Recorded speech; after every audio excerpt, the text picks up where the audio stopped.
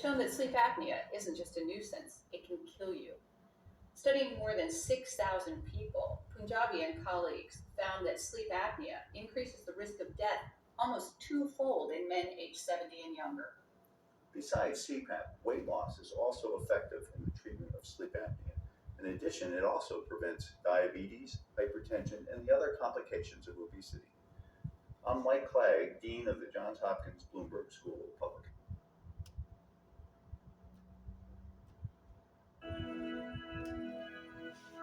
Listen as the wind blows from across the great divide. Voices trapped in yearning, memories trapped in time.